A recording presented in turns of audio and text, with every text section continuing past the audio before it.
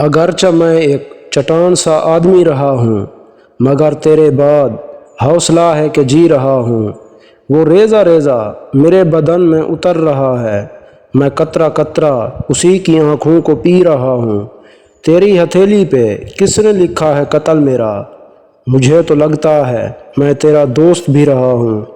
کھلی ہیں آنکھیں مگر بدن ہے تمام پتھر، کوئی بتائے میں مر چکا ہوں کہ جی رہا ہوں۔ کہاں ملے گی مثال میری ستم گری کی آصف، کہ میں گلابوں کے زخم کانٹوں سے سی رہا ہوں۔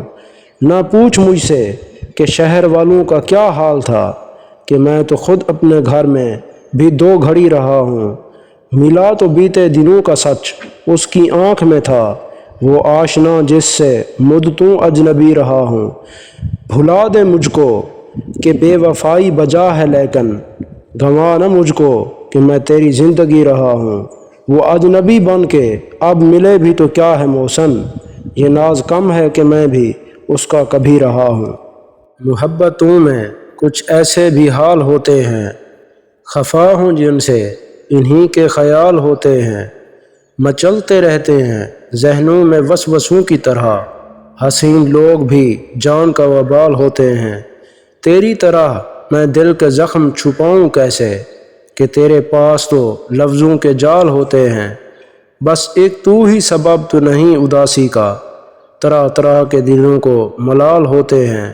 سیاہ رات میں جلتے ہیں جگنوں کی طرح، دلوں کے زخم بھی محسن کمال ہوتے ہیں۔ کیوں میرے لب پہ وفا کا سوال آ جائے، عین ممکن ہے اسے خود ہی خیال آ جائے۔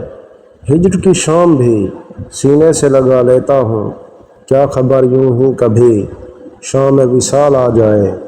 گھر اسی واسطے جنگل میں بدل ڈالا ہے، شاید ایسے ہی ادھر میرا غزال آ جائے۔ دھنک ابھرے سر افلاک کڑی دھوپ میں بھی، دشت وحشت میں اگر تیرا خیال آ جائے۔